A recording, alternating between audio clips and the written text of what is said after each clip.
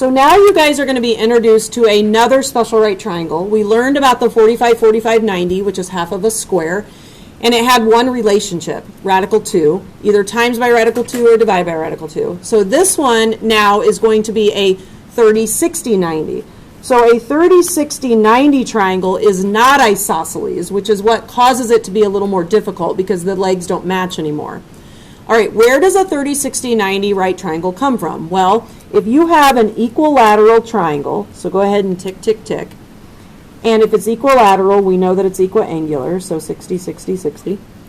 And then we drop an altitude, kind of like we did last section, but it's not coming from a right angle. So this is just an altitude that goes down from the vertex to one of the sides.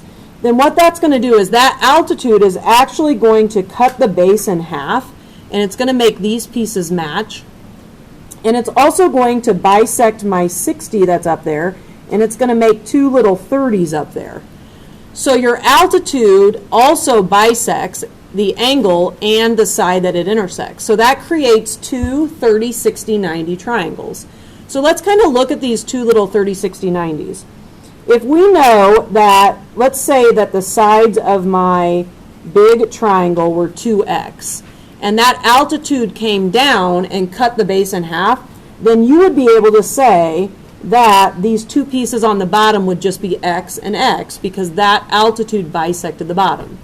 So right now we have a relationship already that this side right here is half as long as the entire side of the hypotenuse. So what I want you guys to think of is in a 30, 60, 90, I'm going to put it right here, you have a hypotenuse that's across from the 90. So we're going to label that H. You have a 30-degree angle, and if you go across from the 30-degree angle, we're going to call that the short side. Why is that the short side? Because it is across from the smallest angle in the triangle. And then if you have a 60-degree angle, go opposite of that, that's going to be the long side. Why is he called the long side? Because he's across from the 60, who's the longest angle without being the 90. So we have a short side across from the 30, a long side across from the 60, and a hypotenuse across from the 90. Okay, so let's kind of go to this relationship right here. And let's pretend like we have this little triangle. So I'm going to draw it a little bit bigger here. And I have a 1 right here. And I'm going to make this my 60 and this my 30. Okay, so right away, if this little piece right here is a 1, then we know how big the hypotenuse is. Because however long this side is, the hypotenuse is twice as long because it was cut in half. So if this is 1, we know this is 2 automatically. But we don't know how long this side is, so I'm going to put an x there. And what I want to do is I want to do Pythagorean theorem to see what we get so that we can come up with a number that we can use for the long side of our 30, 60, 90. Okay, so let's set this up like we did the last time. X squared plus 1 squared equals 2 squared. X squared plus 1 equals 4. X squared equals 3. Square root both sides and you get the square root of 3. So over here for what we got, I'm going to write 1 square root of 3. And we're going to use that in just a second to compare what we get when we do the next one. So if the short side across from the 30 is 1 and the hypotenuse across from the 90 is 2, across from the 60 we have 1 square root of 3, which is what we got with Pythagorean theorem.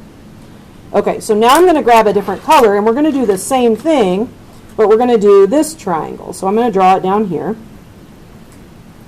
And this time, I'm still going to have my 30 and my 60 and my 90, but I'm going to have my short side across from the 30 is going to be 2.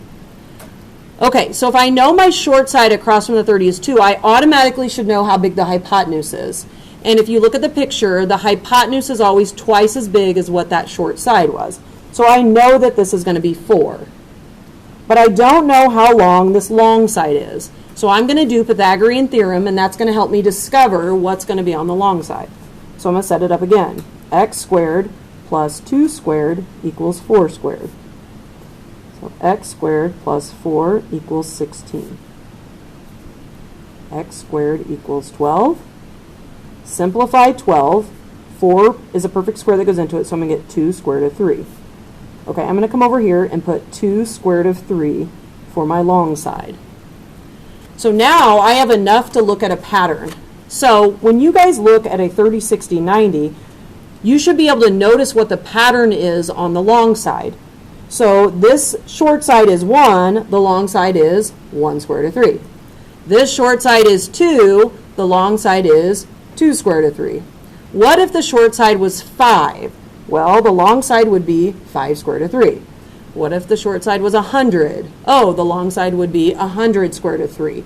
And it would work every time you did that. So that is the pattern that goes between the short side and the long side. The long side is the square root of 3 times as big as the short side. Now, what's the relationship between the hypotenuse and the short side?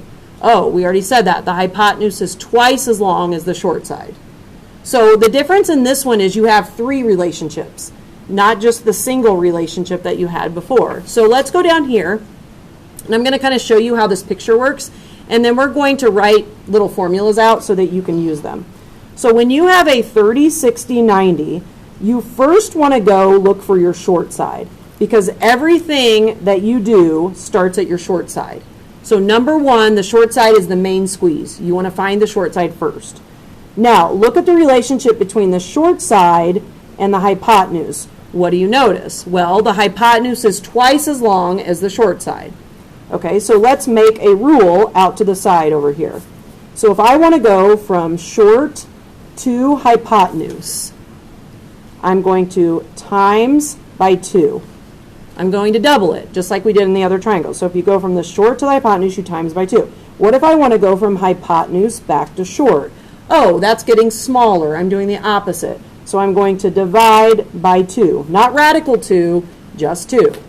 Radical 2 is in a 45, 45, 90, not in a 30, 60. Okay? Now, what if I'm at the short side and I want to go to the long side? Well, from the short side to the long side, I'm going to times by radical 3. So I'm going to make that rule over here. If I want to go from short to long, I'm going to times by radical 3. Just like we did with radical 2 in a 45, 45, 90. What if I want to go from long backwards to short? So what if I'm at the long and I want to go to the short? Well, I'm going to divide by radical 3. So those are the 4 rules that you have to know. They're a little bit more complex because there are more of them. But what it comes down to is everything starts from the short side. So let me say this, and I'll probably say this a couple different times. You can never, ever, never, never, never, ever, never, never, ever, never go between the hypotenuse and the long. That is an ugly relationship, and it's very difficult to do, and nobody does it that way. You always swing to the short before you go somewhere else. So if you're not at the short, you need to get to the short, and then from the short, you can go somewhere else. I'm going to say it again. You always want to go to the short first. So wherever you are, go to the short, and then you can go somewhere else. Okay, so just to review, what is short, what is long, and what is hypotenuse? So I'm going to draw you a picture one more time showing you this, and then I'll show you some examples. Okay, in a 30, 60, 90, the side across from the 30 is considered the short side because he is the shortest side since he's across from the smallest angle. All right, the side across from the 60, we call him the long side because he's across from a bigger angle than the 30, so he's called long. And then the side across from the right angle is called the hypotenuse because the hypotenuse is the most gigantic side in a right triangle because he's across from the right angle. So you have a short, you have a long, and you have a hypotenuse. Okay, so let's look at 3 examples to finish this out. So go to this triangle. They don't come out and tell you this is a 30, but obviously if you subtract from 180, you can get 30 there. So the very first thing I want you to do when you do these problems is I want you to label S, L, and H. Okay, so who is your short side? Well, go across from the 30, put an S. Who is your hypotenuse? Go across from the 90, put an H. Go across from the 60, that is the L. Please label them at the beginning when you're doing them. It'll just make your life so much easier. Okay, go to the short side. Do we know the short side? No, but we need to get there first. So who do we know? Oh, we know the hypotenuse, and we need to go from hypotenuse to short, because you always go to short first. So how do you go from hypotenuse to short? Well, you can use the picture or go to your rules. From hypotenuse to short, you divide by 2. So if the hypotenuse is 10, your short is going to be 5. So automatically y is 5. Now, I'm at the short and I want to go to the long. Okay, what's the relationship between short and long? Radical 3. So if you look up here, short to long, you times by radical 3. So I'm going to take 5 and times by radical 3. Those are my two answers for the lengths of those sides. I didn't have to do Pythagorean theorem. I know based on what I discovered up here that those will be the lengths of the two sides because it's a special triangle. It's a 30, 60, 90. Okay, let's look at this 30, 60, 90. So let's first label short, hypotenuse, and long. Okay, the short is across from the 30, the hypotenuse is across from the 90, and the long is across from the 60. Go to your short side. Do you know what it is? No, but you need to get there. So you go look at what they gave you. Oh, bummer, they gave you the long. This is the hardest one. So you ask yourself, if I'm at the long side, how do I get to the short side? Well, I'm obviously getting smaller, so I'm going to divide. So you can go to your rules if you want and look from long to short. It's dividing by radical 3. Okay, so here's what we're going to do. We're going to take 12 and we're going to divide it by radical 3. Oh, we got to rationalize like we did with the 45, 45, 90. So we're going to rationalize. Go across the top, you get 12 square root of 3. Go across the bottom, that makes the square root of 9, which is just 3. These two are not in jail, so you can reduce them to 4 over 1, and so you just get 4 square root of 3. So now I know my short side is 4 square root of 3, which is what I was trying to find. Now I still have to find my hypotenuse. So if I'm at my short and I want to go to my hypotenuse, I know I'm getting bigger, so I'm going to times. So I look here, and short to hypotenuse is times 2. So I need to take 4 square root of 3 times 2. That makes 8 square root of 3. So now I know my hypotenuse is 8 square root of 3. So they're like puzzles. You are finding the missing sides based on the relationships that we discovered up here. And it happens every time you have a 30, 60, 90. Okay, last one. This is a 30, this is a 60, this is a 90. Please label short, long, and hypotenuse. Okay, across from the 30 is the short. Across from the 90 is the hypotenuse. Across from the 60 is the long. Now, did they give you the short? No, of course not, because that's why it's harder if they don't give you the short. So they gave you the hypotenuse, and your job is to get to the short. Well, you're getting smaller, so you're going to divide. So from hypotenuse to short, the number on the hypotenuse to short is 2. And if you look at your rule, hypotenuse to short is divide by 2. So I'm going to take 2 square root of 2 and divide by 2. Okay, the 2's outside of jail will cancel, and I will just get radical 2 for my short side. So now I know my short's radical 2. Now I'm going to go from short to long. So if I want to go from short to long, I'm getting bigger. And so I look at my rule. Short to long times radical 3. So I'm going to take radical 2 times radical 3. All right, well, they're both in jail, so I can multiply those. I get radical 6. So my long side would be radical 6. So one thing you want to be careful on, if you don't know where to go on these, you always go to the short first and then swing to the long or swing to the hypotenuse. So you go short to long and short to hypotenuse, or you go long to short, then short to hypotenuse, or you go hypotenuse to short, then short to long. But never, ever, never go between the hypotenuse and the long. You can't do it. You always have to go to the short first, okay?